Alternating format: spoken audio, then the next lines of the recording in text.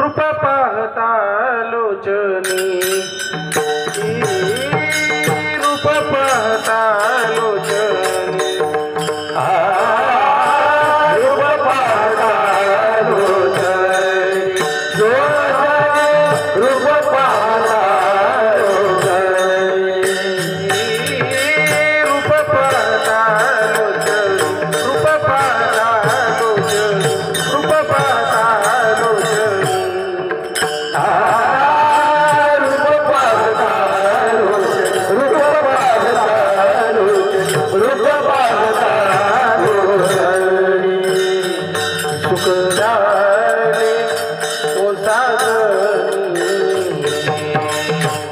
झाले वो सागरी सुख झाले ओ सागरी सुख झाले वो सागरी साजनी तो विठ्ठल बरवा बरवा तो विठ्ठल बरवा सुख झाले हो सागरी सुख झाले हो साधनी सुख झाले हो साधनी सुख झाले हो साधनी दोहा विठ्ठल बरवा दोहा विठ्ठल बरवा दोहा माधव बरवा तोहा माधव बरवा तोहा माधव बरवा तोहा माधव बरवा बरवा तोहा विठ्ठल बरवा बरवा तोहा विठ्ठल बरवा तोहा माधव बरवा तोहा माधव बरवा तोहा माधव बरवा तोहा माधव बरवा तोहा विठ्ठल बरवा तोहा विठ्ठल बरवा बहुत सुकृताची जोडी बहुत सुकृताची जोडी बहुत सुकृताची जोडी बहुत सुकृताची जोडी म्हणून विठ्ठली आवडी म्हणून विठ्ठली आवडी म्हणून विठ्ठली आवडी म्हणून विठ्ठली आवडी आवडी तोहा विठ्ठल बरवा बरवा तोहा विठ्ठल बरवा म्हणून विठ्ठली आवडी म्हणून विठ्ठली आवडी म्हणून विठ्ठली आवडी म्हणून विठ्ठली आवडी तोहा विठ्ठल बरवा तोहा विठ्ठल बरवा तोहा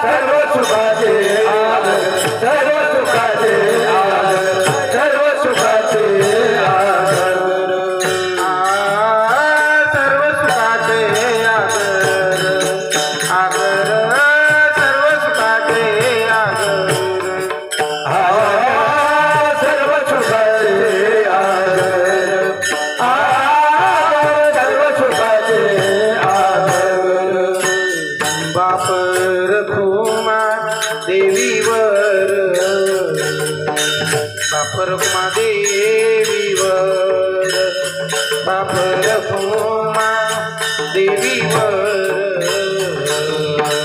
बाप रखुमा देवीवर तुहा विठ्ठल बरवा बरवा तुहा विठ्ठल बरवा बाप रखुमा देवीवर बाप रखुमा देवीवर बाप रखुमा देवीवर बाप रखुमा देवीवर तुहा विठ्ठल बरवा तुहा विठ्ठल बरवा तुहा माधव बरवा तुहा माधव बरवा तुहा माधव बरवा तुहा माधव बरवा तुहा विठ्ठल बरवा बरवा तुहा विठ्ठल बरवा तुहा माधव बरवा तुहा माधव बरवा तुहा माधव बरवा तुहा माधव बरवा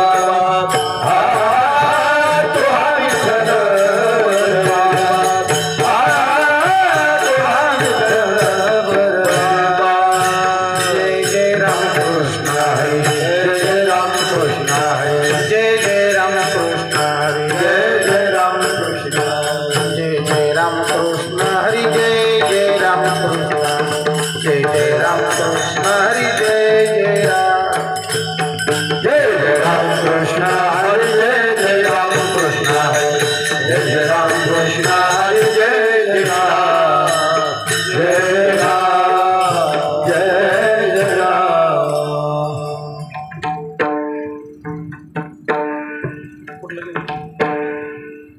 दोरा तुटला आयुष्याचा दोरा तुटला आयुष्याचा दोरा तुटला आयुष्याचा दोरा एरवाऊगा पसारा एरवाऊगा पसारा गिरवाऊगा पसारा गिरवाऊगा पसारा गिरवाऊगा पसारा गिरवाऊगा पसारा तुटला आयुष्याचा दोरा तुटला आयुष्याचा दोरा तुटला आयुष्याचा दोरा तुटला आयुष्याचा दोरा एरवाऊगा पसारा एरवाऊगा पसारा गिरवाऊगा पसारा गिरवाऊगा पसारा गिरवाऊगा पसारा गिरवाऊगा पसारा टाकून पळती रांडा पोरे टाकून पळती रांडा पोरे टाकून पळती रांडा पोरे टाकून पळती रांडा पोरे अंती होती पाठ मोरे अंती होती पाठ मोरे अंती होती पाठ मोरे अंतिम होती पाठ मोरे अंतिम होती पाठ मोरे अंतिम होती पाठ मोरे अवघे सुखाचे सांगते अगे सुखाचे सांगते अवघे सुखाचे सांगते अगे सुखाचे सांगते कोणी कमान अंती कोणी कमान अंती कोणी कामात हे अंती कोणी कामात हे अंती कोणी कामात हे अंती कोणी कामात हे अंती टाकून पळती रांडा पोरे टाकून पळती रांडा पोरे टाकून पळती रांडा पोरे टाकून पळती रांडा पोरे अंती होती पाठ मोरे अंती होती पाठ अंती होती पाठ मोरे अंती होती पाठ मोरे अंती होती पाठ मोरे अंती होती पाठ मोरे चोखा म्हणे भजत खोर चोखा म्हणे भजित भजित घोरा चोका मने भजित घोरा चोखा मने भजित घोरा माझे माझे म्हणती घर माझे माझे म्हणती घर माझे माझे म्हणती घर माझे माझे म्हणती घर माझे माझे म्हणती घर माझे माझे म्हणती घर चोका मने भजित घोरा चोखा मने भजित घोरा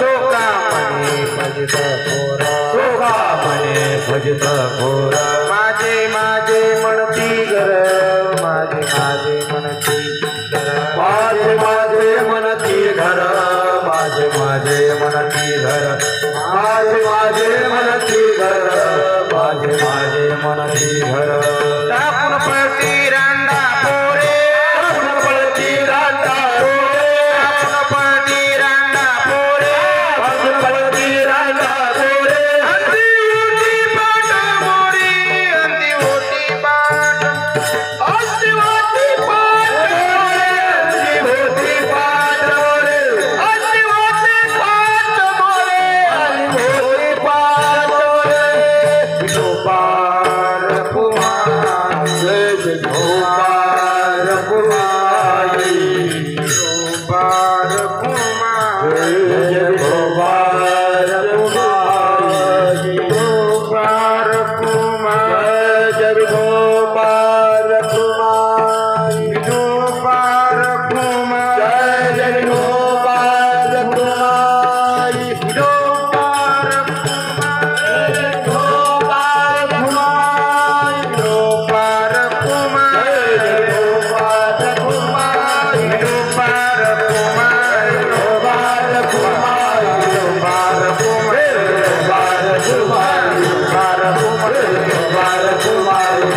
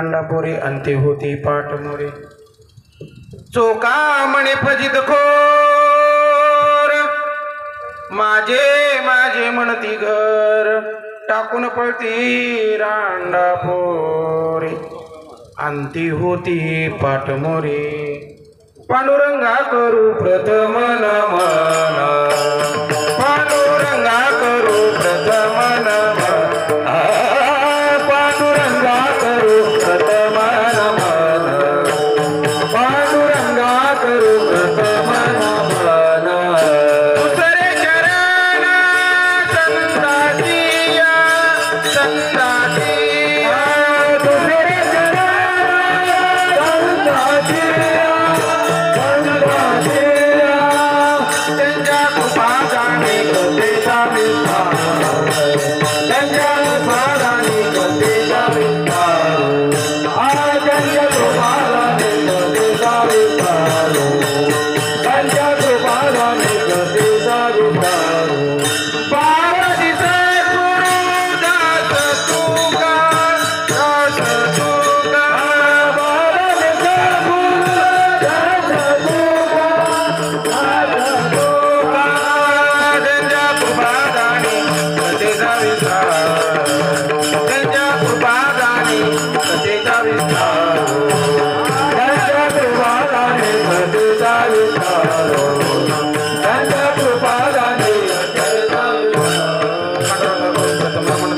संतातिया त्यांच्या कृपादाने कधीचा विस्तारू बाबाजी सद्गुरु दास तुका ओम नमो ज्ञानेश्वरा करुणा करा दया तुमचा अनुग्रह लादलो पावन झालो चराचरी ओम नमो जे आरंभा सकळा आदी तू प्रारंभा आठवणी तुझी सर्व शोभा वंदन भावे करीत असे नमन माझे वाहिनी वाघवर्धे विलासिनी कीर्तन सेवा उदय निरूपणे भावार्थ गाणे जया माझे नमन माझे गुरुवर्या प्रकाश रूपा तू स्वामी या स्फूर्ती द्यावी कीर्तन सेवा करावया जेणे या श्रोत या सुखवाटे नमन माझे संत सज्जना आणि योग्य मुनिजना सकळ श्रोत्या साधुजना नमन माझे साष्टांगी जयांची केली या स्मरण होय सकळ विद्येचे अधिकरण तेच वंदुश्री चरण सद्गुरूचे नमस्कार आता मस्तक हे पाया वरी मस्तक हे पाया वार करी संताच्या या वार करी संत या वार करी संताच्या या वार करी संत या वार करी संताच्या या वार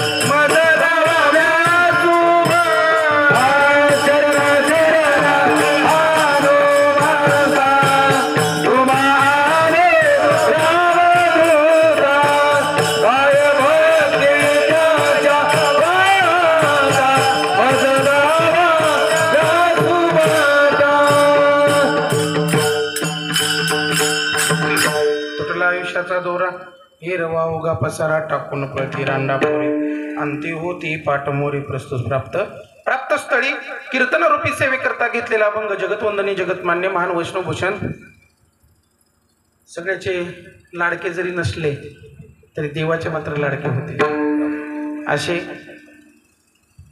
जाती धर्माला काही किंमत देत नाहीत कोण देव संत तुम्ही आम्ही देतो तो भाग वेगळा देवाला अतिशय प्रिय झालेले लढीवाळ भक्त संत चकोबराय त्यांच्या गात्यातील देशफळ प्रकरणातील 4 चरणाचा अभंग आहे ज्यांचा पसाराच काही नव्हता तरी पण ते पसाराबद्दल सांगतात जो काय आपण निर्माण केलेली वस्तू वास्तुस्थिती काय जे असेल आपली परिस्थिती या सगळ्या गोष्टीला कुठपर्यंत किंमत आहे जोपर्यंत आपलं आयुष्य आहे तोपर्यंत आयुष्य संपलं की पसारा खालीच राहतो बायका मुलं शेवटला पाठमोर होतात कधी जाळलं धन दिली की झाली पाठमोर सगळं निघून येतात महाराज म्हणजे कोण आहे हे फक्त सुखाचे संगात आहेत अंतच्या टमेला कोणी कामाला येत नाही पण आपली फजिती कुठं होते माहिती आहे का माझं माझं म्हणण्यामुळं महाराज तुमची आमची जी चालली आहे ना आता सध्या ती फजिती आहे आणि ती आपण सगळ्या जगाला दाखवतो कशामुळं फक्त घर माझं म्हणल्यामुळं घराच्या बरोबरच्या जेवढ्या वस्तू आहेत तेवढ्या आपल्या झाल्या आणि सकल जीवाची फजिती झाली असं चकोबरायचं या अभंगातून सांगणं आहे विठ्ठल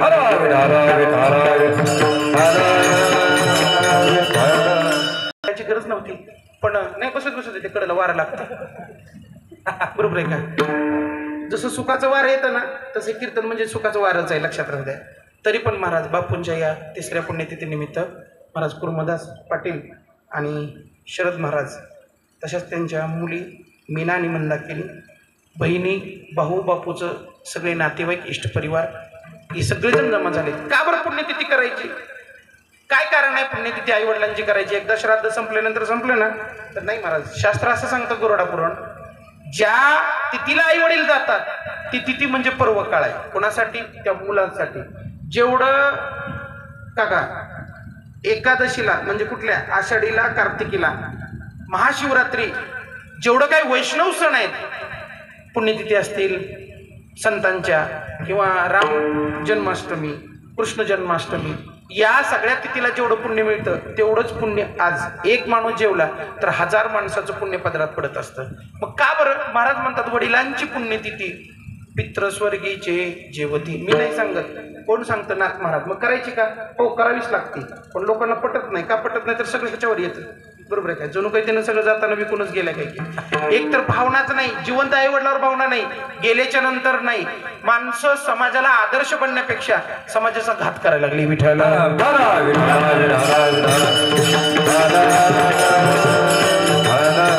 महाराज ज्यावेळेस ज्ञानोबराय आपल्या 4 भावंडासह पैठणला गेलते त्यावेळेस नाथ महाराजांच्या वडिलांची पुण्यतिथी होती. दुसऱ्या दिवशी नाथ महाराजांना आनंद झाला. संत चालून आले, विनंती केली ज्ञानोबरायला, थांबा थांबा म्हणले, उद्या वडिलांची पुण्यतिथी आहे. अनायासं आम्हाला संत पूजन घडलं. महाराज संतांना विनंती केली, ज्ञानोबराय त्या ठिकाणी ठरले. मग आपल्याकडे आवडतं द्यायची प्रथा असते. आता ह्याचं आवडतं नसलं तर कसं द्यायचं? निरोप द्यायचा नव्हता. जुन्या माणसांना माहिती आहे बघा, आता काही लोकांना माहित असेल, तांदूळ पिवळं करायचं आणि फक्त त्या माणसाचे जीवन हातावर द्यायचं आणि सांगायचं आवत नाही. जेवायला या म्हणायचं नाही. काय म्हणायचं आहे? आवत नाही. मग त्यानं ओळखून घ्यायचं. पिवळं तांदूळ असतील तर 100% आपल्याला काय उद्या पान खायचं नाही कुठपर्यंत, जोपर्यंत त्यांच्या घरी जाऊन आपण जेवत नाही. ते पित्राच्या आहुतीसाठी पिवळं तांदूळ देतो असेल. तसं काय केलं, नाथरायाने तांदूळ केले आणि प्रत्येक ब्राह्मणाच्या घरी जाऊन दिले. त्याला एक त्याला एक त्याला एक त्याला एक सगळ्यांना. आता सगळ्यांची मिटिंग भरली. म्हणले आता संत संजन आलेत. कुणाच्या घरी? नाथ महाराजांच्या. त्यांच्याच संप्रदायाची लोक आल्याच्या नंतर त्यांची खिल्ली उडवणं हे काम असतं काही लोकांचं. कधी माणूस माणसाला माणसातच पाडतो आणि माणूस माणसालाच वर उचलतो. नाईलाज झाला ना. सगळ्यांनी मिटिंग भरवली, म्हणजे उद्या नाथ महाराजांची फजिती करायची. सगळ्यांनी सांगितलं हो येतो जेवायला. स्वयंपाक केला महाराज. 11:30 वाजल्या. या निवदाचा टायमिंग आहे आपल्याकडे 12ला करतात. तुमच्याकडे कसं आहे? 12लाच आहे का? नेमानं पण 12 वाजून 13 मिनिटांनी ह्या सगळ्या गोष्टी घडायला पाहिजे. गरुड पुराण सांगतं बरं का, मी नाही सांगत. पण महाराज तरी सुद्धा 11:30 वाजल्या, चाहूल लागली तरी पण कोणी यायला तयार नाही. आणि मग मात्र नाथ महाराजांना वाईट वाटायला लागलं. प्रत्येकाला बोलवलं की प्रत्येक जण सांगायचं आम्ही तुझ्या जेवायला येणार नाही, कारण तू जात पात धर्म काय मानत नाही आणि आम्ही हिल कुळामध्ये जेवत नाही. इतका बहिष्कार कुणावर टाकला? नाथ महाराजावर. आता वडिलांची पुण्यतिथी तर नाही अन्नदान झालं तर पुन्हा पाप लागेल या टेन्शन न आले माघारी आणि चेहरा पाडला. चेहरा पाडल्यानंतर पिवळे तांदूळ हातामध्ये तसेच होते. आता काय करायचं राहिलेल्या तांदळाचं? अचानक कोणी घ्यायला तयार नाही. मग ज्ञानोबरायकडे बघितलं. ज्ञानोबरायने विचारलं काय अडचण आहे? नाथ महाराजांनी सांगितलं काही नाही. म्हणले महाराज माऊली कोणच यायला तयार नाही. स्वयंपाक तर झालाय, मग त्यात काय अवघड आहे? म्हणले वडा पाणी. किती लोकांना आमंत्रण दिले? एवढं ना. बघू बरं लिस्ट कुठं आहे? म्हणले त्याची नावाची. घेतली नावाची लिस्ट, घेतले तांदूळ आणि वरती आव्हान केलं सगळ्यांचंच नाव घेऊन. त्यांनी सांगितलं हे जरी नाहीत आले, त्याचे आजोबा पंजोबा जेवढे कोण कोण गेलेत तेवढ्या सगळ्यांना मी आदेश देतो, आत्ताच्या आत्ता पंक्ती ग्रहण करायला खाली या. टायमिंगच्या अगोदर पानं वाढली जातील. 1 मिनिट जरी उशीर झाला तर माझे इतकं वाईट नाही. कोण म्हणतंय? माऊली. आता महाविष्णूचा अवतार सखा माझा ज्ञानेश्वर. तांदूळ फेकल्याबरोबर, आहुती दिल्याबरोबर आता हे बाकीचे बघायला तयारच होते कसं करते काय करते. हे सगळे येऊन बसलं. तेवढ्यात पाटीलच काय म्हणतात माहिती आहे का? पैठणचं. अर माझा बापच आला म्हणले अचानक. तर ते सरपंच म्हणतो माझा पण आज आला. म्हणजे ज्याचं ज्याचं गेलं होतं ना ते सगळ्याला दिसायला लागलं. पण नाथ महाराजांच्या अगोदर ज्ञानोबरायने काय करते? मेन दरवाजाची कडी लावली होती. त्यांना माहित होती आतमध्ये येऊन गोंधळ घालते. फक्त खिडक्या उघड्या ठेवल्या आणि खिडकीतनं बघायचं आपला गेलेला वडील आजोबा पंजोबा सगळे जेवले, तृप्त झाले. आणि तृप्त झाल्यानंतर सांगितलं आता हा विडा घ्या आणि इथल्या इथं जावा. ते म्हणले ज्ञानोबराय तुमच्या आदेशाने आम्ही खाली आलोय, एकदा गाठ घेऊन येऊ द्या की. नीटवर जायचं. म्हणजे नीट कुठं जायचं? नीटवर. का? जर पुन्हा तुम्ही यायला चालू केलं तर कलियुगात तुम्हाला सोडलं जायचं नाही. मग ज्या वेळेस तुमची पुण्यतिथी असेल त्या दिवशी ह्यांनी आव्हान केलं की तुम्ही सूक्ष्म रूपाने येऊन ह्या सगळ्या गोष्टी ग्रहण करायचा. हा आदेश कोणी दिला? ज्ञानोबरायांनी. कोणाला दिला? पितरांना. मग महाराज खजील झाले आणि सगळ्या ब्राह्मणांनी येऊन नाथ महाराजांचं पाय धरलं. एवढं पुण्यतिथीला महत्व आहे. विठाल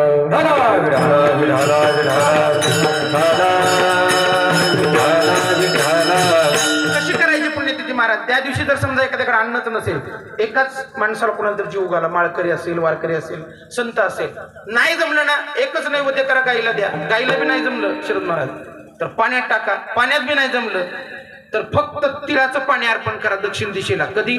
12:01 ओ बापू किंवा वडिलांना सांगायचं, पित्रांना सांगायचं आज काहीच माझ्याच्यानं जमणार नाही, हे घ्या पा तिलार्पण. तेही नाही जमलं. एक जणांनी विचारलं म्हणजे पाणी बी नाही मिळलं महाराज तर ते म्हणले तशी बी सोय आहे. काय करायचं?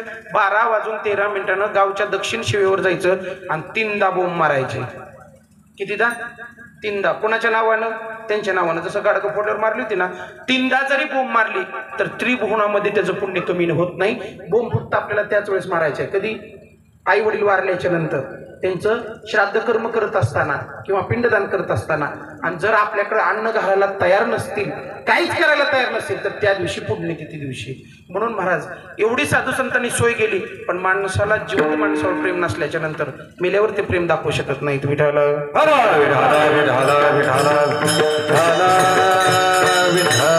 आम्हाला जन्म मिळाले का मिळाले माहितीये का? काहीच माहित नाही महाराज. तुम्ही आम्ही दुःखी आहे. प्रत्येक जीव दुःखी आहे. कशामुळं? आपल्या मनासारखं काही घडतच नाही आणि आपल्या मनासारखं काही घडणारच नाही महाराज. या जगावर विश्व करणारा, या विश्वावरती सत्ता ज्याची आहे त्याला देव म्हणतात आणि त्याच्या हातामध्ये आपली दोर आहे. कोणाच्या हातामध्ये? ती दोर आहे. तो कधी तोडायची, कशी तोडायची, हे सगळ्या गोष्टी कोणाच्या हातात आहे? त्याच्या हातात आहे. तरी पण महाराज आपण सुखाची अपेक्षा करून ज्या गोष्टीमध्ये आपण वावरतोय ती गोष्टच आपली नाही.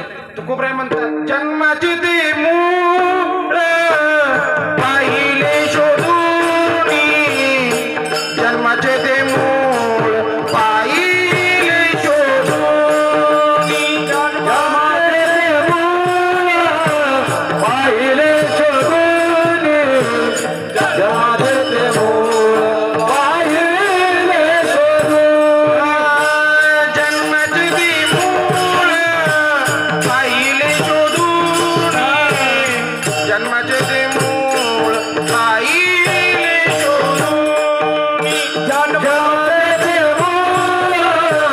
पाहिले शोधून, जन्माचे ते मूळ पाहिले शोधून.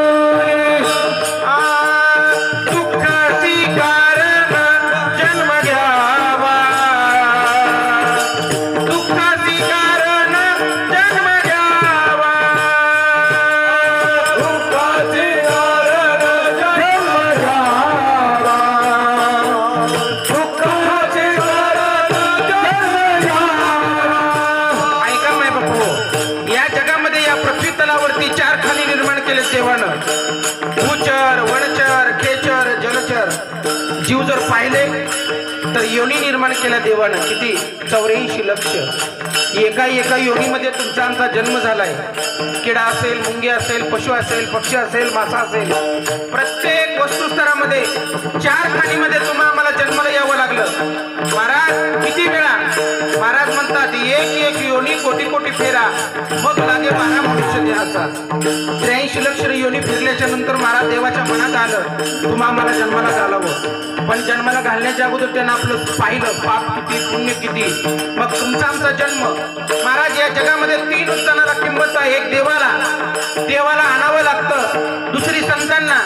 स्वतः येतात, स्वतः निघून येतात. पण महाराज जीवाला मात्र जन्माला यावं लागतं. कशासाठी? फक्त आणि दुःख भोगण्यासाठी. म्हणून महाराज म्हणतात दुःखाची कारण जन्म घ्यावा, दुःखाची कारण जन्म घ्यावा, दुःखाची कारण जन्म घ्यावा, दुःखाची कारण जन्म घ्यावा.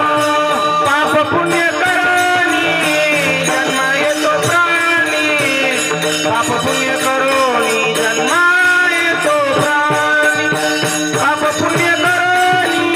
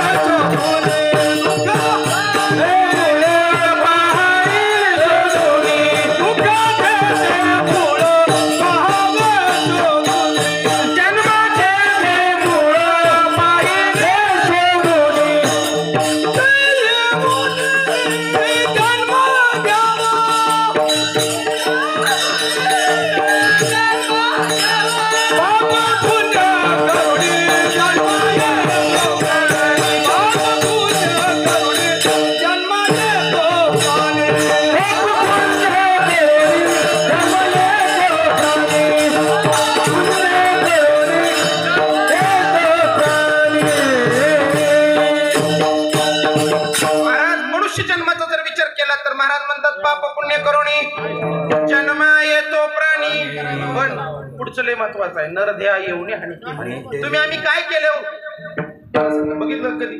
सगळ्यात जास्त पसारा कोणाचा आहे, माणसाचा का जनावरांचा? माणसाचा. कशामुळं कशामुळं पण का पसारा वाढवला माहिती नाही? नाही कळलं. पसारा वाढवतो त्याचं फक्त कारणच आहे एक, सुखाच्या प्राप्तीसाठी. कोपटात राहत होती माणसं बघा तुम्ही. पहिलं घराला किंमतच देत नव्हती माणसं. सुखी होती हो, कोपटात राहून घोरत होती. कोपटात राहून घोरत होती, मस्तपैकी दणकावून खात होती. आता बंगला बांधल्यापासून बीपी चालू झाला, शुगर चालू झालं, पॅरलेस अटॅक आला. बघा तुम्ही, शरीर संपत्तीची सगळी पाक वाटोळच करून टाकलं. कशामुळं? फक्त एक आशा. किती आशा आहे? आज केलं की उद्या सुख भेटेल, आज केलं की उद्या सुख भेटेल, पण भेटणारच नाही. कुठेही जावा तुम्ही, कारण सुख इथं नाहीच. तुम्हाला अपेक्षा तर तीच आहे. मनुष्य जीवाला फक्त अपेक्षा सुखाची, काही असू द्या. आता बघा ना, बसण्यावरूनच विचार करा ना. इथं बसलेल्याला दुःख आहे, तिकडे बसलेल्याला सुख आहे, असं वाटतं का? बरं, इथं जरी बसलं नाही, इथं जरी बसलं तर जातंय काय? आयुष्य. कुठेही बसा तुम्ही, आपलं प्रत्येक क्षणाला काय व्हायला लागलंय? आयुष्याचा ऱ्हास व्हायला लागलाय. किती गळती आहे? नाही महाराज, आपल्याला जपता येत नाही. महाराज म्हणतात आयुष्य जात आहे पहा. काय चाललंय? आयुष्य चाललंय. आणि आपण माणसाला म्हणतो काय चाललंय, ती म्हणते बरं चाललंय.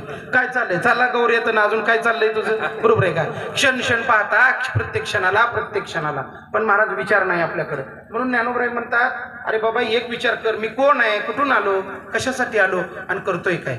महाराज मनुष्य जन्माला आला, एकटाच होता जन्मल्या. त्याला काय माहित सुद्धा नव्हतं. हात राहिला त्यावेळेस बाळूतीवर झोपत होतं. पण आता चांगली रजई असली तर म्हणतं टोचायला लागलं, पुन्हा गादी आणतात. म्हणजे हे कसं काय? बघा तुम्ही, त्यावेळेस काय आणत नव्हतं, नुसतं रडलं की खायला मिळत होतं लहानपणात. पण आता रडून घेतलं तरी कोणी तुकडा टाकीत नाही. सगळा पसारा जरी केला तर ही शोकांतिक आहे का? याला कारण आहे. महाराज आपण वैभव जरी वाढवलं तर ज्ञानोबरायला हे वैभव मान्य नाही. त्यांना एकच वैभव मान्य आहे, बुद्धीचे वैभव. अन्य नाही तुझे एका केशवरा सकळाशी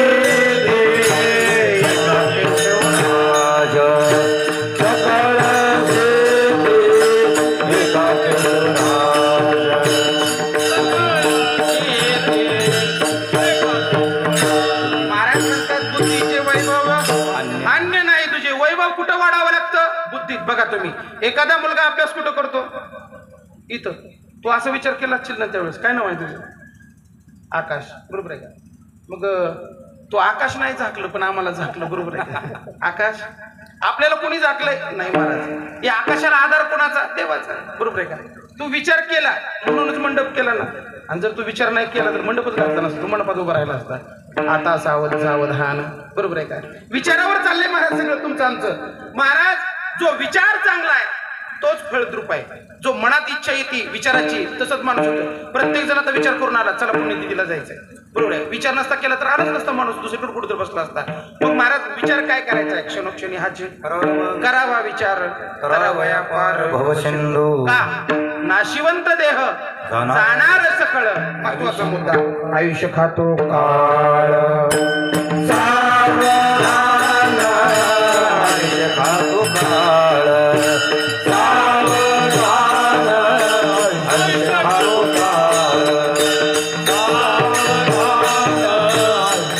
नाशिवंत देह जाणार सकळ.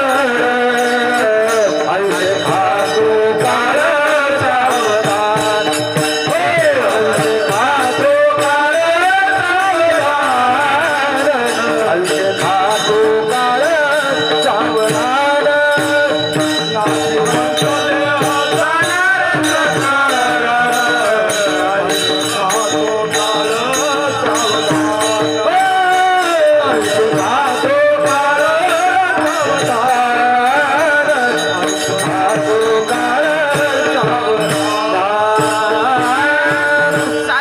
आपल्याला सावध करतात. काय म्हणतात? उठा जागे भारी आता, स्मरण करा पंढरी नाता, भावे चरणी ठेवा माता, चुकवावेता धन जन्माच्या. का? धन दारा पुत्र जन, बंधू सोये रे पिशून, सर्व मिथ्या हे जाणून शरणरी गा देवाची. का देवाला शरण या? तर त्या देवाच्या हातात आपलं जन्म आणि मरण आहे. बघा तुम्ही, कुणाला कसं चालवायचं त्याच्या हातात, कुणाला कधी बंद पडायचं त्याच्या हातात. महाराज म्हणतात, आले देवाजीच्या मना, हे तेथे कोणाचे चालेना. महाराज देवाच्या मनात आले. लई हरिश्चंद्र राजाची कीर्ती वाढली, इतकी वाढली. विश्वामित्राला सांगितलं जायच्या स्वप्नात. कुणाच्या? हरिश्चंद्र राजाच्या. गेलं स्वप्नात. ओम भिक्षाम दे. कोण म्हणलं? विश्वामित्र. आणि विचारलं राजानं स्वप्नातच, काय पाहिजे तुला? काही नाही म्हणजे, तुझं सगळं सर्वस्व मला दान पाहिजे. बर ठीक आहे म्हणजे, देऊन टाकलं आणि जागा झालं. कोण? हरिश्चंद्र राजा. उठला, सिंहासनावर जाऊन बसला. तेवढं तिकडून विश्वामित्र आले आणि आल्याच्या नंतर सांगितलं, ए राजा, मला अजून 5 तोळ सोनं पाहिजे. ते हसलं. म्हणलं राजाला काय मागतंय? 5 तोळ. आता आपल्याला भाव जास्त वाटते, पण राजाला काय अडचण आहे? काहीच नाही ना, त्याला काय पदरच द्यायचं का? सगळ्या जगाचा कर घेतलेला. आता मला सांगा, मोदी साहेबांना जर 10,000 रुपये द्यायचा असेल, किती अवघड वाटेल का मला? मला देताना. आणि मी जर मृदुंगाचार्य म्हणलं मला 10,000 रुपये द्यायचं, ते म्हणतील तिकडे गेल्यावर तुला दावतो. बरोबर आहे का? असा विषयातला विषय सांगितलं महाराज. मला सांगा, राजाला द्यायला काय अडचण आहे का? राजाला सांगितलं, प्रधानजी 5 तोळ सोनं आणा आणि विश्वामित्राला देऊन टाका. पुढून बघितल्याच्या नंतर त्यांनी सांगितलं, कुणाचं द्यायला लागलाय म्हणलं. ती म्हणले माझ्या पोट्यातलं. म्हणलं रात्रीच दान दिले तू. ह्याला प्रश्न पडला, मी स्वप्नात बघितले आणि ह्यांना कसं कळलं?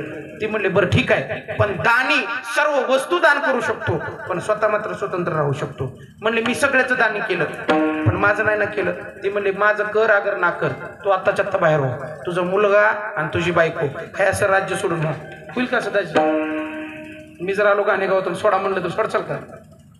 तुम्ही धैर्यपासून माझ्या मागे लागचाल आपाला घेऊन. बरोबर आहे का? नाही माणूस सोडू शकत. अहो माणूस असा बोलला तर असं खरं करत नाही. आणि असं स्वप्नातलं दान तर विषय संपला. नेमकं दान करताना आधी आपल्याला घरनं सूचना असते. एखादं जर ब्राह्मणाला दक्षिणा द्यायचं म्हणलं ना, तर घरची सांगते आपल्याला, हे तुम्हाला काही कळत नाही, किती बिदीत बसता. ते शेजारच्या काकून फक्त 500 रुपये दिलं, तुम्ही 250 द्या. कोण सांगतं? ती. आणि ती सांगल्यावर आपण दान करतो.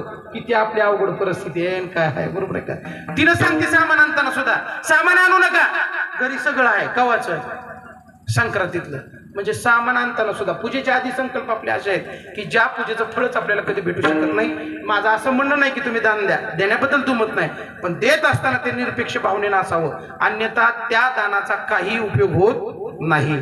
महाराज सांगितलं निघा बाहेर म्हणल्याच्या नंतर निघलं महाराज बाहेर. कोण? हरिश्चंद्र राजा. ताराराणीने एका वाक्यानं सुद्धा विचारलं नाही कुठं जायचंय म्हणून. हायाशी बिचारी बाहेर आली. येताना तिला सांगितलं विश्वामित्राने, अलंकार काढून ठेव. महाराज लगेच गळ्यातलं सगळं सोनं काढलं. एक गुंजभर सुद्धा सोनं घेता आलं नाही. दान देऊन काढून घेतलं. तेवढ्यामध्ये त्यांचाच असणारा मुलगा, काय नाव त्याचं? रोहिदास. महाराज रोहिदास पळत आला आणि आईला विचारलं कुठं जायचंय? चल म्हणले. पण राजानं सांगितलं दिवस मावळेपर्यंत जर माझं 5 तोळ सोनं नाही तू दिलं तर 100% तुझं काय होईल? सत्वहरण होईल आणि तुला पाप लागेल. त्यांनी सांगितलं काळजी करू नका, संध्याकाळपर्यंत मी तुम्हाला माझं सगळंच्या सगळं सोनं आणून देतो आणि मग मी मुक्तीला जातो. महाराज हरिश्चंद्र राजाने विचार केला आता जायचं कुठं. त्यावेळेस काहीच माहित नव्हतं महाराज, पण त्यावेळेस काशीला बाजार भरायचा. कुठला? माणसं विकायचा. बघा तुम्ही धर्मासाठी लोकांनी काय केले ना आपण काय करतो. मग प्रथा कशी होती, ज्याला विकायचं आहे त्यानं वाळलं गवत घ्यायचं आणि आपल्या डोक्यावर ठेवायचं आणि तिथं बाजारात लोक अशी फिरायची. कोण फिरायची? बाजारात लोक. ह्यानं एक थोड्या गवताची पिंडी घेतली, आपल्या डोक्यावर ठेवली, दुसरी बायकोच्या डोक्यावर आणि तिसरी पोराच्या डोक्यावर ठेवली आणि स्वतः उभा राहिलं. महाराज सकाळच्या 10 वाजल्या, दिवस उगवताना ही सगळा प्रकार घडलेला. 10 वाजेपर्यंत गिराईक लागलं नाही आणि एवढ्यात एका वेश्येबाईनं कुणाला बघितलं? ताराराणीला. आणि एवढी रूपवान बाई. आणि म्हणले आता हिचं काय करायचं? म्हणले बरं होईल म्हणले, धंद्याला चांगली कामाली. जवळ गेली आणि 2 तोळ सोनाला कोणाला घेतलं? ताराराणीला. महाराज नाईलाज होता.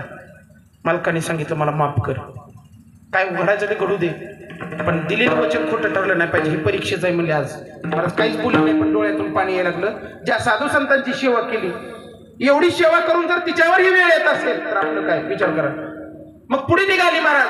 आणि निघाल्याच्या नंतर एवढ्यामध्ये तिच्याच हातचं भोजन खाल्लेलं एका ब्राह्मणानं तिला बघितलं. कुणाला? ताराराणीला. आणि पळत आडवं आलं आणि तिला सांगितलं, तू कितीला घेतलंय? 2 तोळ्याला. हे मी 2.5 तोळ्याला घेतो, दर तुला 2.5 तोळं. तिला 2.5 तोळं देऊन टाकलं आणि तिची सुटका केली आणि तिला सांगितलं, माय कुठल्या बी मंदिरात जा आणि कुठे बी राहा, पण माझ्या घराला येऊ नको. ते म्हणले, तसं नाही, हे काय होईल, अपराध होईल. तुम्ही मला काय झालात आता मालक, मी काही करते, उष्ट काढते, काय करते, पण अजून एक माझा ऐका, 1 तुळं सोनं द्या आणि माझ्या पोराला तेवढं घ्या. तो काय करील, तुम्हाला पूजेला फुलं आणून देईल, तुमच्याबरोबर सामान गोळा करायला. जर लेकरू तुटलं तर माझं अंतकरण तुटलं. कोणी सांगितलं? ताराराणीने. महाराज रोहिदासाला मी 1 तोळ्याला घेतलं, किती 3 तोळं झालं, आता हे एकटंच राहिलं. आता मला सांगा, अशी जर अवस्था जर फरफटत होत असेल तर किती अवघड आहे. महाराज ताराराणी गेली, रोहिदासही गेला महाराज, आणि आता स्वतः हरिश्चंद्र राजा राहिला. आणि एवढ्या वेळेस दिसली ती मडी जाणाऱ्या माणसाला डोंब्या म्हणायची. त्यानं समोरून बघितलं, म्हणलं पाणी भरायला जरा बरगच दिसते. त्याला काय माहिती राजा आहे का आणि रंग काय का. मुकुट उतरला, राजाचा रंग, आणि मुकुट चढला की राजा झाला. महाराज त्याच वेळेस डोंब्यानं त्याला खरेदी केलं 2 तोळ्याला आणि 2 तोळ्याला दिले. आता ही हरिश्चंद्र राजाला जेवायची सवय, पहिल्यापासून राजासारखं जेवलेला माणूस तिथे गेल्यावर कसा खाय, वाढलं की खायचा, वाढलं की खायचा. ते म्हणले, खादुडं कशाला आणले काय की, म्हणजे ह्याला पाणी भरायला लावू म्हणे. आणि काय केलं, राजा असणारा माणूस घागर घेऊन पाण्याला बी गेला आणि त्याला 2 बायका होत्या. कुणाला? त्या डोंब्याला. तिने एक जणीनं रांजणाला येज पाडलं, खुडीला असते, पाडलं रांजणाला बेज, पाणी वाहत गेलं. महाराज एवढ्यामध्ये काय झालं, इकडं बरेच दिवस लोटलं, विश्वामित्राचं 5 तोळं सोनं दिलं. हरिश्चंद्र राजा विचार करायचा, एवढं सत्यवादी राहून आपल्या जीवनामध्ये हे का आलं. तर त्यांना नारद महर्षीने सांगितलं, हे प्रारब्ध आहे, या जगाची दोरी कुणाच्या हातात आहे, त्या भगवंताच्या. तुम्ही आम्ही कोण आहे, फक्त बाहुले, त्यानं नाचवल तसं नावाचं लागतं. त्यावेळेस अभंग तयार केला तो कोबऱ्याने, आले देवाजीच्या मना ते कोणाचे चालेना, हरिश्चंद्र ताराराणी वाहे डोंब्या घरी पाणी. आणि मग महाराज पाणी वाहत असताना, एवढी सत्यवादी असताना देव भेटून सुद्धा हरिश्चंद्र राजाचा रोहिदास नावाचा मुलगा साप चावून मेला. आणि महाराज त्याला सुद्धा त्यानं जाळायला पैसे घेतलं. असा बाप कर्तृत्वान असताना सुद्धा तसल्या हरिश्चंद्र राजाचा जर दोर तुटत असेल तर तुम्ही आम्ही आयुष्यभर लाबाडी करतो, आपलं काय होईल. महाराज चोकोर बराय सांगतात, एकदा जर आपला दोर तुटला तर हा पसार आपल्याला काय उपयोगीच होत नाही. अभंगाचं पहिलं, आयुष्याचा तुटला दोरा,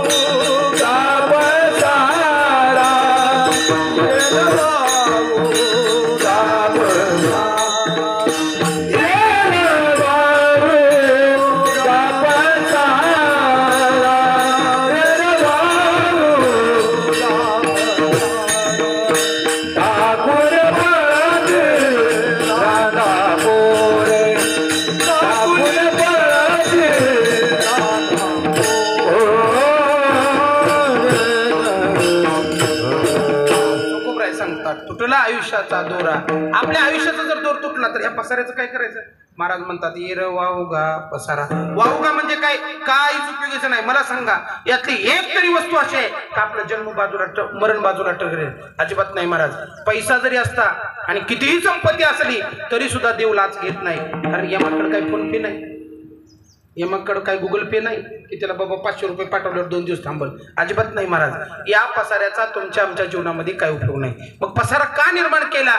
सुखाच्या प्राप्तीसाठी. मला सांगा, पक्षी आहेत दरवर्षी घर बांधतात, वास्तुशांतीला कोणाला बोलवते? मला तर अजून निरूपण नाही पक्ष्यांचा. वास्तुशांतीची कीर्तनाची तारीख घ्या. बरं एवढंच नाही, ते पाहुण्याला बी बोलवित नाही. पाहुण्याला बोलवतो का? नाही. आपण इतकं पाहुण्याला बोलवितो, निमा खर्च तर पाहुण्याकडूनच काढतो, बरोबर आहे का? आयर घेतलं नाही तर पुन्हा आठवड्याभर चालतं आपलं, ह्यानं असलं आणलं त्यानं तसलं आणलं.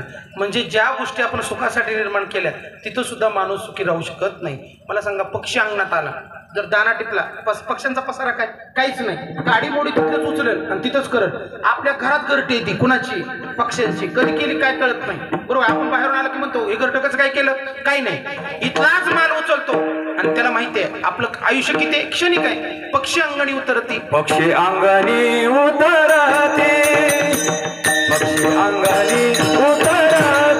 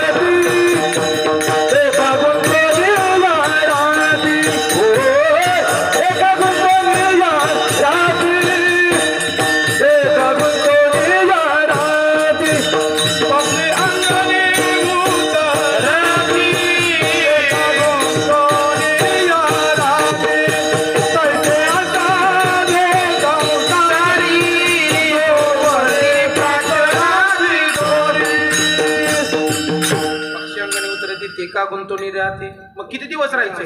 तैशे असावे संसारी जो वरी प्रार्थनाची दोरी. दोरी कुणाच्या हातात आहे? देवाच्या. त्याच्या मनात आलं की कापली, कापली की आपलं ढांगणांग कोकणा, बरोबर आहे का? त्याला माहिती आहे कुणाला कुठं वर जायचंय. बघा तुम्ही आम्ही प्रवासी आहे महाराज. आपला प्रवास कुठला आहे? आता आपण पडसाळीला आलो. आपण पडसाळीच्या जवळ आलं की म्हणलं पडसाळी आली. पडसाळी नव्हती आली, आपण पडसाळीत आलतो, बरोबर आहे का? तसं आपण मरणाकडे चाललोय. मरण आपल्याला येत नाही, आपण मरणाकडे जाणार आहे. मरण हे पूर्वविराम आहे महाराज. ते नाही जरी इच्छा असली तरी सुद्धा महाराज म्हणतात देह जाईल जाईल त्याशी काळोबा खाईल. मग किती बी असू देते, बरोबर आहे का? 86 किलोचं वजन झालं माझं, बरोबर आहे. काका भेटले मला, म्हणले लयच वाढली इस्टेट. मी म्हणलं पसारा लयच वाढलाय, ते आकडा नाही, बरोबर आहे का? त्यांनी सांगितलं या माझ्याकडे आकडतो तुमचं, बरोबर, बरोबर. वर्म, जोपर्यंत वर्म सापडत नाही तोपर्यंत माणूस माणसाच्या सगळ्या गोष्टी मेंटेन करू शकत नाही. साधू संतांनी आपल्याला सांगितलंय अचानक जर बोलवलं तर पुन्हा काय करायचं? म्हणून माणसाचा पसारा आवरत असावा. बरं किती आलं म्हणजे माणूस समाधानी राहील? राहत नाही महाराज. बरं हे वाढवतो कुणासाठी? एक पोरग असलं की एक मजली बांधतात, 2 पोरं असले की 2 घरं घ्यावी लागतात त्याला, बरोबर आहे. 2 पोरं असली की 2 घरं, 4 असले की 4 घर. बरं इतकी बी पोरं असली तर फायदा काय सांगा मला? आपल्याकडे इस्टेट कमी, बरोबर आहे. किती पोरं? लय पोरं महाराज. मोठ्यापणाने सांगतो माणूस, याचा अर्थ मी होऊ देऊ नका असं म्हणत नाही, नंतर पुन्हा तुम्ही कुठला विषय कुठं न्यायचा, बरोबर आहे का? मला सांगायचंय काय, दशरथ राजाला 4 पोरं होती. किती पोरं होती? 4. कोण होतं? जगाचा बाप. पोटाला आलता. मरताना कोण होतं? नव्हतं. एकटा सुमंत. तसा तुम्ही सुमंत सांभाळा की जेणेकरून ते पाणी पाजायला तरी येईल आपल्यापाशी. जर पोरं नाही ते आले. आता तुमच्या आमची तर पोरं नोकरीच्या नावाखाली सगळी बाहेर आहेत. ज्याच्यासाठी पसारा वाढवला, ज्याला पसारा ठेवून जायचा आहे, जर अचानक आपल्याला काळाचा निरोप आला, कारण यम पाहुणा सांगून येत नाही, ते काय मिस कॉल देत नाही, ते काय स्टेटस ठेवत नाही, बरोबर आहे का? ते ना इंस्टावर मेसेज पाठवतंय ना फेसबुकवर सांगतंय, कवा येतही सांगत येत नाही. आणि जर समजा त्यावेळेस तो आला तर याच्यापैकी आपल्याला सोडवायला कोणी येणार? महाराज म्हणतात तू का म्हणे तुझं सोडविना कोणी चक्र पाणी वाचून या. मग या मुलांचा काय उपयोग? तुकोबराय म्हणतात या लेकरांचा काही उपयोग नाही. का? आपण जरी यांचा असलो तर ही आपली नाहीत ना. आज पस्तोर असा इतिहास आहे ना मुलांनी वाचवलं कुणाला, आई बापाला, ना आई बापांनी वाचवलं मुलांना. सांगा मला, कोणच म्हणू शकत नाही ए बाबा माझा जीव घे पण त्याचा सोडव म्हणत जरी असतो माणूस तरी प्रत्येकाला मृत्यू आपल्यालाच घ्यावा लागतो. तो दुसऱ्यावर टाकता येत नाही.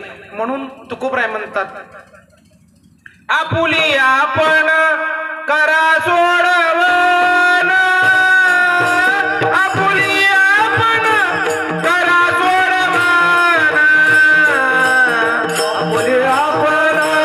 करा सोडवण, आपुली आपण करा सोडवण, आपुली आपण करा सोडवण, आपुली आपण करा सोडवण, आपुली आपण करा सोडवण, आपुली आपण करा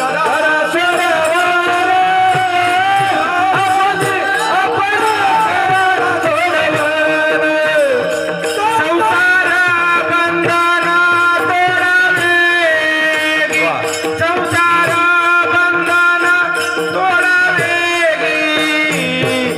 आपुली आपण करा सोडवण, आपुली आपण करा सोडवण, आपुली आपण करा सोडवण, आपुली आपण करा सोडवण, संसार बंधना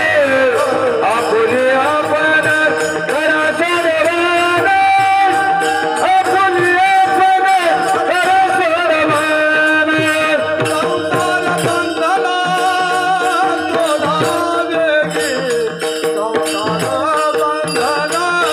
तोडावे, आपुली आपण करा सोडवण, आपुली आपण करा सोडवण, आपुली आपण करा सोडवण, आपुली आपण करा सोडवण. महाराज आपल्याला वाटतं ही आपली आहे. नाही महाराज, आपली सोडवण आपल्याला करावी लागणार. कारण आपण ज्यांच्यामध्ये गुंतलोय ते आपल्याला अंत समयाला कामाला येणार नाहीत. कोण आहे बायको मुलं? महाराज म्हणतात ज्या वेळेस आपलं आयुष्यातलं सगळं संपलं विचार करा, कल्पना करा, आपण मेलो आपल्याला कोण आरडला दिले? घरची कशी शेजारची? होय बाबा. बरं उचलून कोण नेईल? जवळची. बरोबर आहे का? बरं जाळील कोण? आगनी कोण लावी? का हो? त्याला एवढं मोठं कमवून ठेवलंय, लहानाचं मोठं केलंय, त्याला शिंक आली तर आपण कुलवडी गाठली आधी. बरोबर आहे का? आणि आता तीच आपल्याला लागले काडी वाढायला. कशामुळं? त्याला असं वाटत नसेल का बाबा?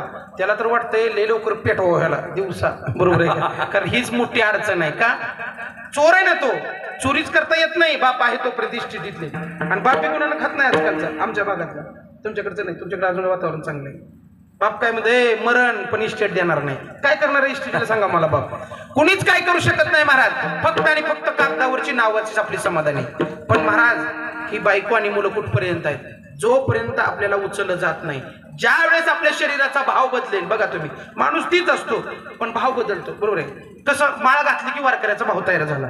बरोबर आहे? जे हरी म्हणलं, प्रेम चालू झालं, बाकीच्या गोष्टी, माणूस तोच असतो. पण ज्या वेळेस त्याच्या शरीराचा भाव मृत होतो, म्हणजे शरीर मरतं, त्यावेळेस त्याला कुठं नेते?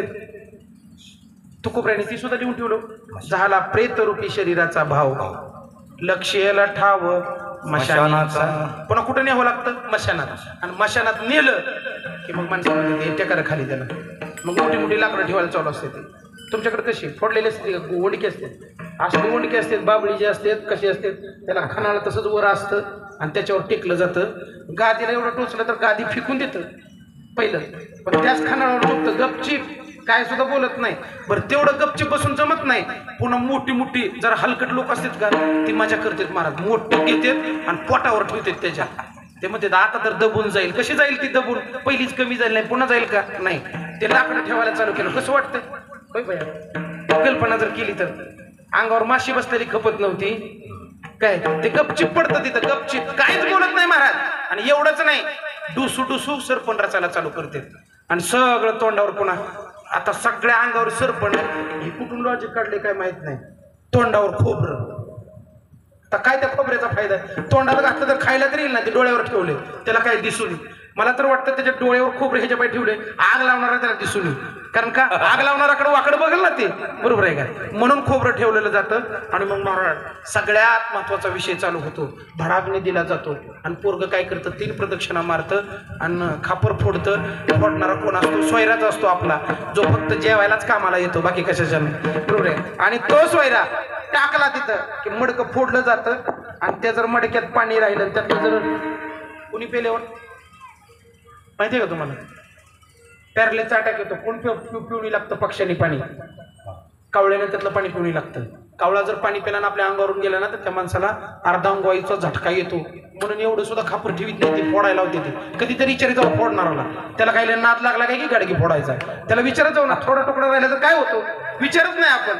मग नुसते फक्त प्रथा चालल्या, काय त्यातलं जाणून घ्यायचं नाही, काही नाही. आणि मग मला ते फोडलं, आगनी लागली की चोकोब्राय म्हणतात, काय होतं, ज्यांच्यासाठी तुम्ही पसारा निर्माण केला,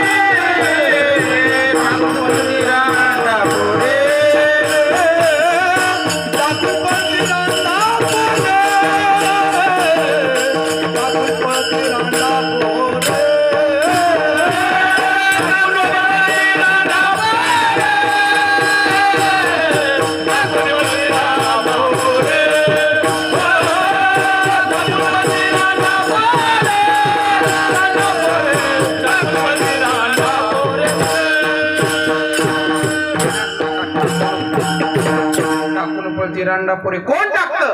आपल्याला घरातून टाकून दिलं जातं महाराज. आणि अंती होती पाठमोरी, आगनी लागला आणि फाटतीशी आवाज आला की तिथलंच म्हातार माणूस म्हणतो, ए बायानो पगारला. मग ती रडणारी आपली पुन्हा तिला सांगते, ती हे गपई आता जाताना रडून लागतं. ती बिचारीची गपची होती, ती पुन्हा आठवण येईल तवा.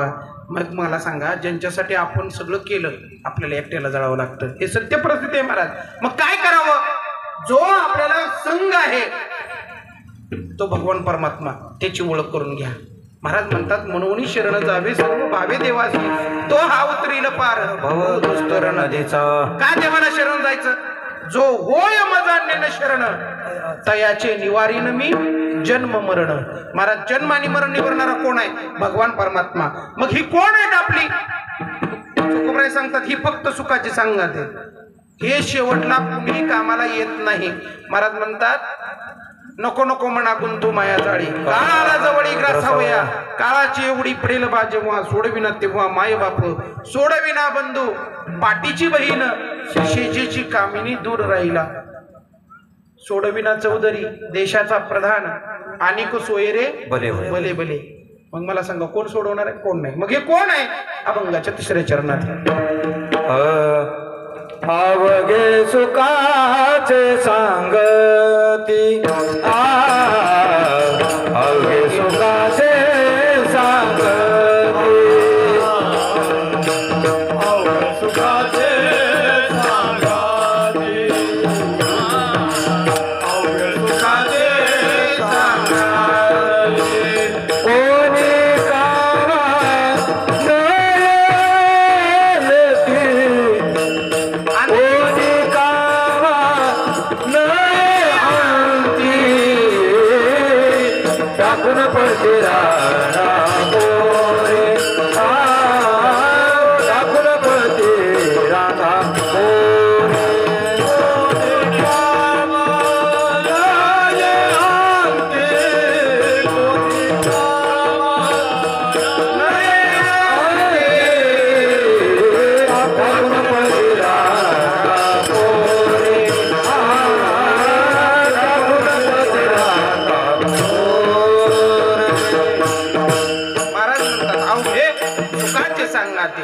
कोणी कामा नाही आणते मग कोण कामाला येईल तोच भगवंत एकदा त्याचं प्रेमानं भजन करू विठोबा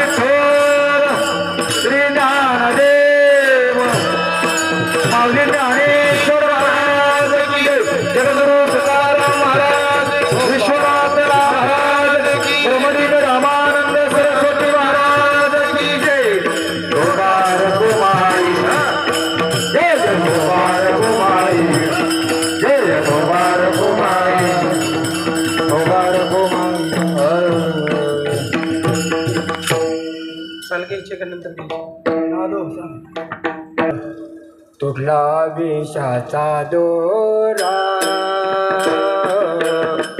तुटला विषाचा दोरा तुटला विषाचा दोरा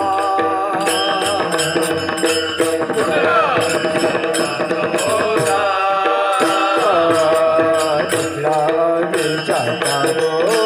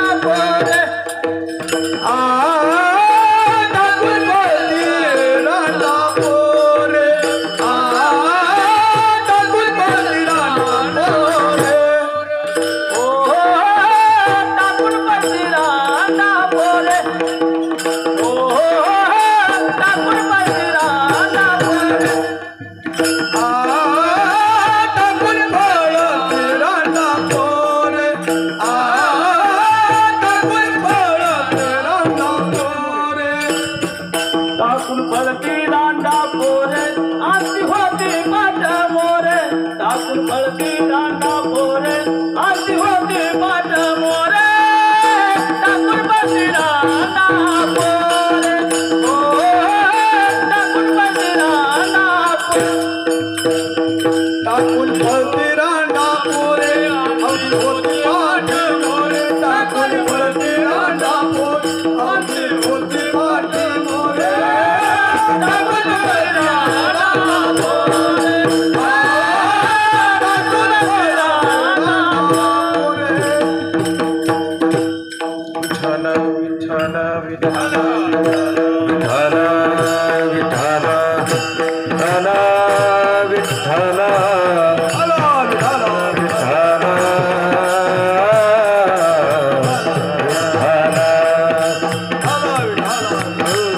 तुला आयुष्याचा दोरा येर वावगा पसारा टाकून पळती रंडापुरी अंती होती पाठमोरे.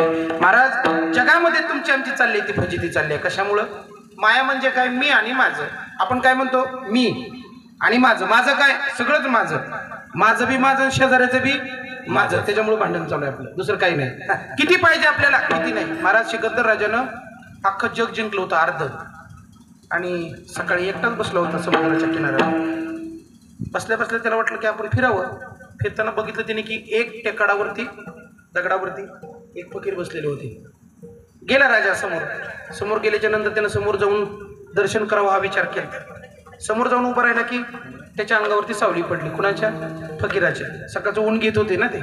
ऊन घेत असताना त्याने डोळे उघडले आणि राजाला सांगितलं, ए राजा, अर्धा जग जिंकलंय, मृत्यू नाही जिंकला आणि सूर्याला तर अजिबात जिंकला नाही. सर बाजूला. एवढं एका वाक्याने इतकं डोक्यात प्रकाश पडला. म्हणले आजपर्यंत असं वाक्य कोणी वापरलं असतं तर एवढं धावपळ केलीच नसती. आणि मग खाली बसला आणि विचारलं काय करावं? काही नाही. त्याला आत्मबोधाचं ज्ञान दिलं आणि राजाला सांगितलं, राजा, तुझ्याकडे बघून तरी लोकांनी काहीतरी उपदेश घ्यावा, असं काहीतरी कर. ते म्हणले काय करू? काही नाही म्हणजे प्रधानाला आधी सांगून दे, तुला मी मृत्यू सांगतो अमक्या अमक्या दिवशी. त्याचा मृत्यू त्या फकीरानं सांगितला आणि सिकंदर राजानं सांगितलं, ज्या दिवशी मी मरण त्या दिवशी माझी प्रेत यात्रा काढत असताना माझे हात बाहेर काढा. कशावरून? ताटीवरून. आणि मला ज्या मार्गाने न्यायचं आहे त्या मार्गाला हिरा, माणिकाचे, मोतीचे, सोन्याचे, नाण्याचे सगळे ढिगारे लावा. माझा हात असं एवढं वरती आलं पाहिजे ढिगारे की माझा हात सहजासहजी त्याला लागला पाहिजे. आणि मग आता माणसं तिथं होती. उचललं राजाला. राजा मेल्याच्या नंतर आणलं त्याला. झोपवायला लागले, हात बांधून टाकायला लागले आणि ते बांधून गडुडं पॅक करायला लागले. ते म्हणले तसं नाही, राजासाहेबांनी ताटीवर न्यायला सांगितले. बरं ठीक आहे म्हणले, पण हात का बाहेर काढायला लागला? त्यांचाच आदेश आहे. म्हणले इडी बिडी झाली की काय? म्हणले आजपासूनची प्रथा आहे. तुमच्याकडे कशा आहे? मांडी घालतेच ना आणि दवाखान्यात आणलं. बरं मांडी घातलेलं करायला येतं काय? आणि लांब पाहायला मिळेल नाही महाराज. आपण त्या गोष्टीला लय धरून बसलोय, इतकं धरून बसलोय. त्याच्यापेक्षा जर देव धरला असता ना तर माणसं देव झाली असते. चुकीच्या गोष्टी धरण्याच्या नादामध्ये नको त्या गोष्टी वाढल्या. महाराज काही लोक चालत होती, त्यांनी विचार केला या सिकंदर राजाचा हात बाहेर का काढले? एवढं बी काढलेत, ते काढलेत, ढिगाऱ्या लावलेत. प्रत्येक ढिगाऱ्याला हात थडकायचा. कोणाचा? राजाचा. पण हातात काही येत नव्हतं. तिथवर जास्त कुणीच काय बोललं नाही. एक आजोबा मागे होते की ज्यांना वयाचा वयस्कर अनुभव होता. अनेक महाराज लोकांची त्यांनी कीर्तन ऐकले होते. त्यांना विचारलं हे काय भानगड आहे? त्यांनी म्हणले अरे त्यांनी एक सांगितलंय, राजानं उपदेश दिलाय जगाला, अर्ध राज्य जिंकलं तरी मला कवडी नेता आली नाही, तुमचं काय होईल? मला सांगा. ज्या लंकेमध्ये रावण राहिला तो रावण मेल्याबरोबर लंका जळून गेली, त्याला लंका नेता आली नाही. कृष्ण परमात्मा ज्या द्वारकेमध्ये राहत होते ती द्वारका पाण्यात बुडावी लागली. सुदाम्याची सोन्याची नगरी जरी देवाने दिलेली असली तरी सुदामदेव गेल्याच्या नंतर ती पण नगरी पाण्यात गेली. याचं कारण आहे या जगामध्ये काही स्थित नाही. उत्पत्ती, स्थिती आणि लय या प्रत्येक गोष्टीला आहे. म्हणून माझं म्हणणं सोडून द्या. जर माझं म्हणत असाल तर महाराज ज्या घराला तुम्ही माझं म्हणताय चुकोबराय म्हणतात, तुमची फजिती होईल अभंगाचं.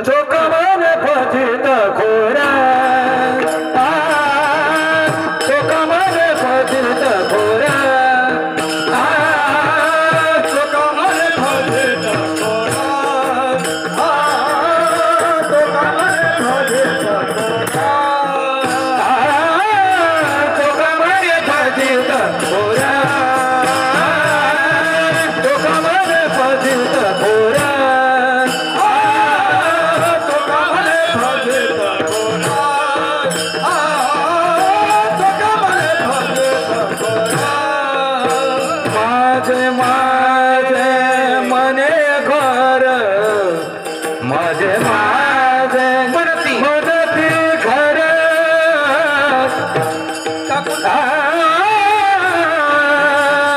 माझे माझे मनती घर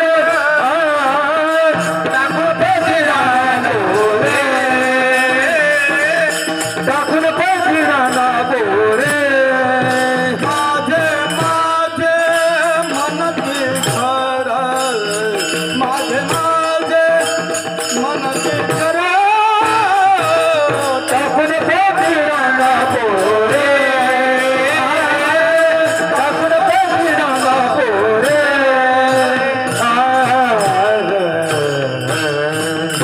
महाराज म्हणतात चोखामणे फजित कोर माझे माझे म्हणती घर. फजिती कशामुळे? माझं म्हणण्यामुळे. मग कुणाला माझं म्हणायचं तो खोबरा आहे? फक्त देव माझा मी देवाचा, मग हीच माझी सत्यवाचा.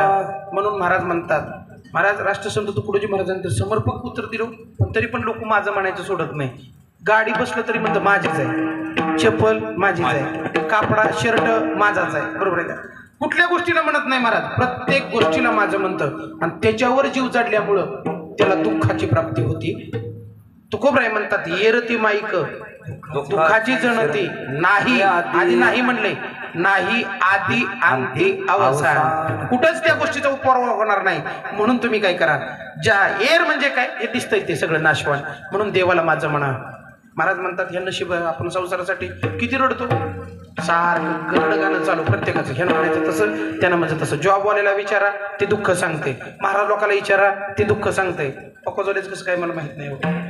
स्पीकरवाल्याचं बरं असेल जरा का, तुला पण दुःख आहे ना? हाय म्हणते, नाही जरी बोलला तरी आहे. तुझं कसं काय रे, दुःख आहे ना? बरोबर, सगळ्याला दुःख आहे, कोणच नाही. बघा तुम्ही राजाला विचारा दुःख आहे, प्रजाला विचारा दुःख आहे. मग महाराज म्हणतात काय कर, नरासारख्या नर जन्माला आलास बाई बाई, नरासारख्या नर जन्माला आलास बाई बाई, आलास बाई बाई, नरासारखा नर जन्माला आलास बाई बाई. हरी नाम घेई तू, हरी नाम घेई, हरी नाम घेई तू, हरी नाम घे घे घे, हरी नाम घे, माया सारी सोडून दे. घे घे घे, हरी नाम घे, माया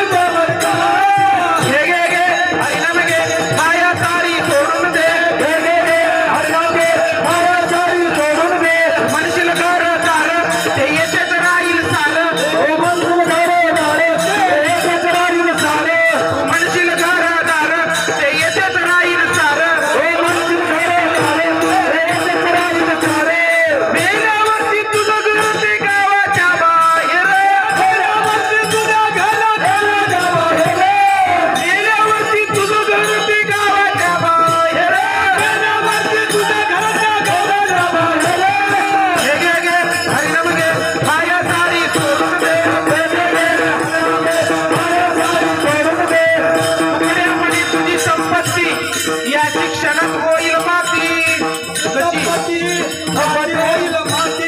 तुकड्या म्हणे तुझी संपत्ती याची क्षणात होईल माती रावण मेला लंका जळाली तशीच होईल तुझी गती कुणाची रावणा एवढं तर आपल्याकडे नाही रावण मेल्याबरोबर लंकेला आग लागली होती कारण प्रभू रामचंद्राला माहित होतं पुन्हा गुंतून बसतील एवढं करून सुद्धा लोक गुंतलेले आहेत गुंतलेल्या लोकांना जर बाहेर निघायचं असेल तर त्यांना काय करावं लागेल संतांकडे यावं लागेल आणि त्यांच्या नामात इतकी पावर आहे माणूस सज्जन बनल्याशिवाय राहत नाही म्हणून एकदा प्रेमानं भजन करू ज्ञानेश्वर माऊली ज्ञानराज माऊली ज्ञानेश्वर माऊली ज्ञानराज माऊली तुकाराम ज्ञानेश्वर ज्ञानेश्वर ज्ञानेश्वर माऊली ज्ञानराज माऊली तुकाराम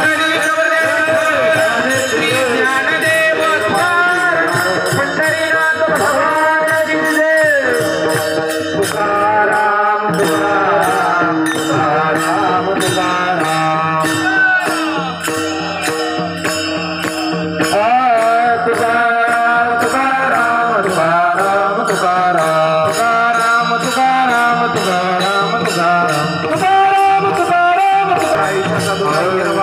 पसारा टाकून प्रति रंडापुरी अंत होती पाठमोरी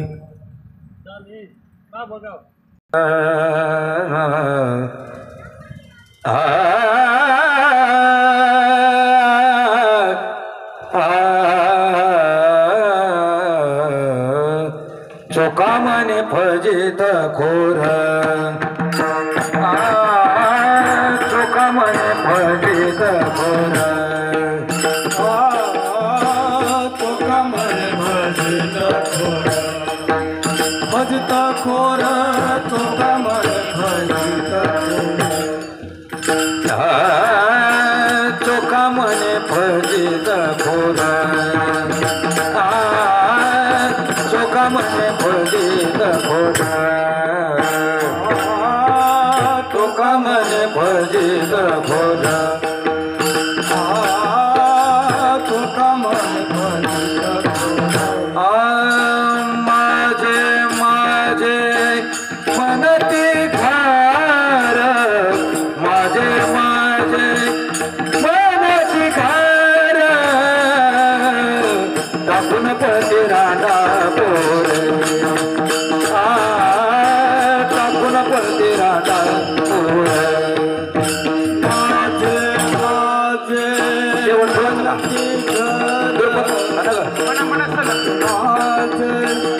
मनती खरा टाकून पती रांडा पोर टाकून पती रांडा पोर रांडा पोर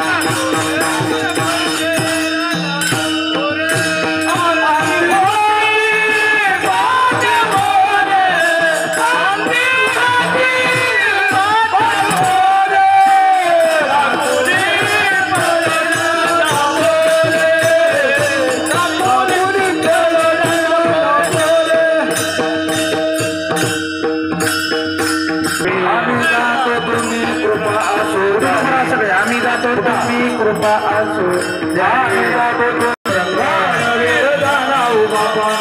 वैकुंठा श्रीराम बोलावी